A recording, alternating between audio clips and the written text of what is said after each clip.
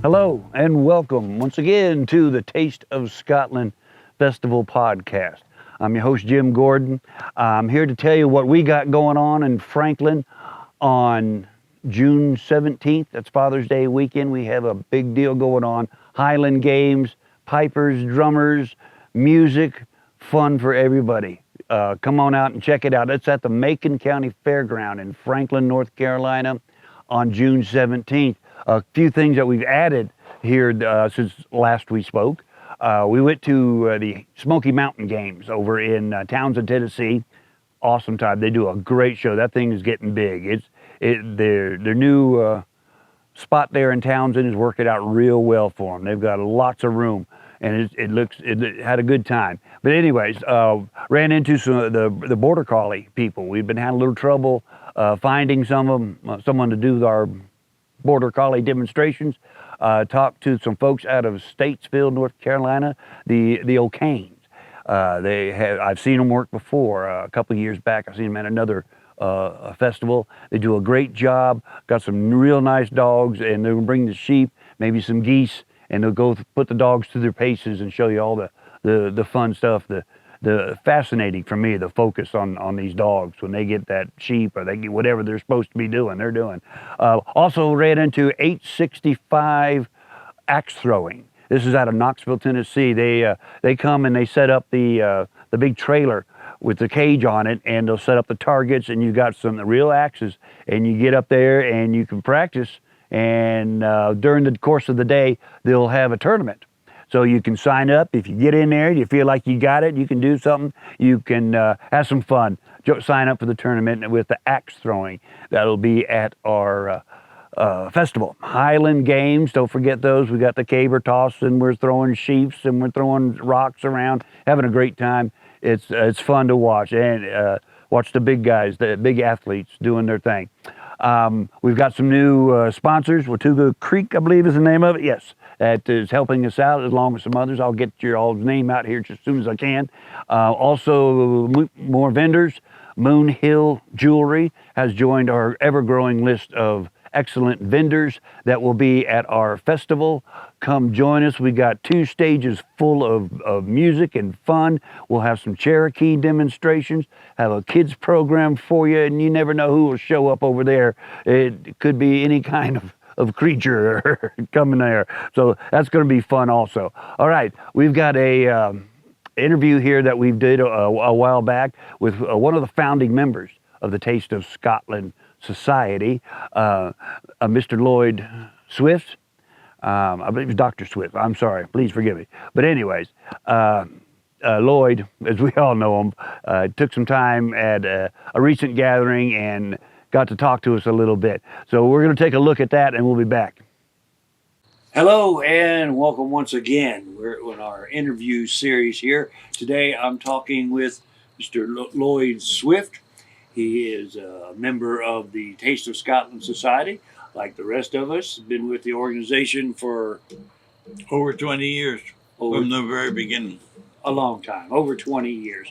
I'd like to talk about finances a little bit with you, Lloyd, today. We do have some grant money thanks to the Tourist Development Association and also the Tourist Development Committee, is that what it's called? Council? TDC. This is from the town of Franklin and the Chamber of Commerce also. How much we need? We need a lot of money. I understand that we're budgeting for about 25,000. It's not a small festival in the sense that it has fairly large expenses. The money for this comes from 3 sources actually. One would be grant money, another would be from sponsorships or partnerships from the local business and community, and friends of the Taste of Scotland Society, and also a third source, of course, would be entry fees paid by the people participating in the festival. These monies will be collected to a drive that is starting now to enlist interest of the community in participating and supporting. We'd like to call it partnerships. There's been some interesting opportunities that have developed over the years, uh, and we'd like to continue those partnerships in supporting the Taste of Scotland Festival.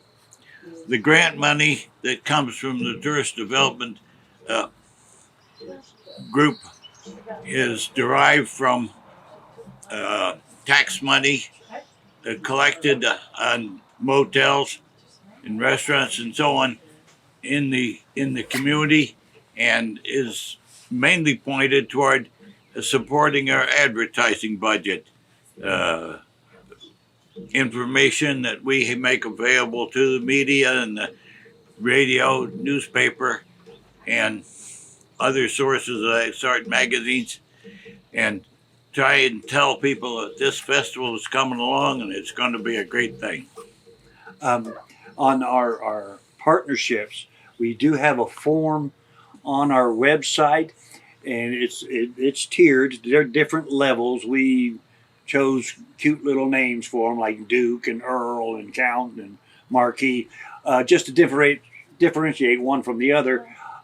They have their perks for each level. We'll get you some special parking and some different, of course, entry to the festival. But they're all part of the sponsorship, the partnership plan that we have.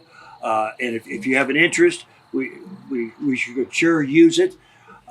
You can go to tasteofscotland.org, and there'll be it says download forms. There'll be a form window that you hit on there, and you can it'll show you all the different perks, what you get for each different level of sponsorship.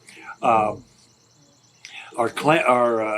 not charging the clans this year. We wanted to try to get as many clans as possible, so we are foregoing that fee. However, the vendors will all be paying a fee. The vendors' spots are filling up quickly. We still have quite a few that we can sell, or you can, if you'd like to, if you have a craft, preferably some kind of Celtic craft or product, we'd love to have you come join us. Again, the forms will be there on the website. What am I forgetting? I think we've covered a great deal there. We appreciate all the help that we've had in the past, and we look forward to all the help we will be getting in the future. All right.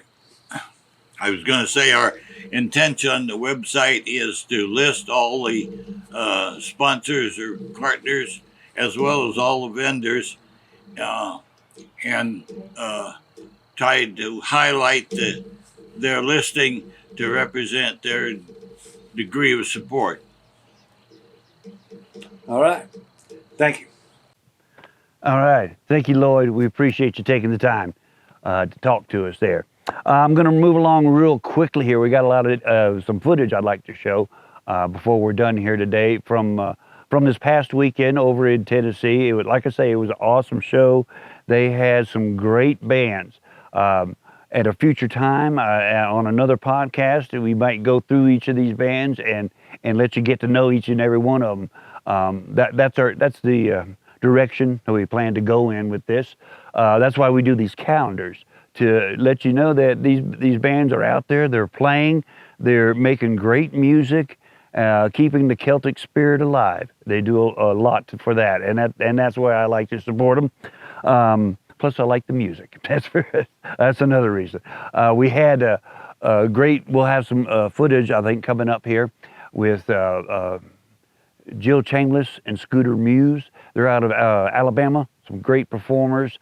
Some traditional Scottish music. Our buddy Trip Rogers out of Charlotte was there. He was doing some emceeing during the day, and then played a couple sets also himself.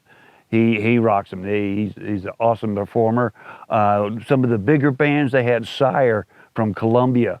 They always a high energy, high performance. I went and added their pin to my hat there.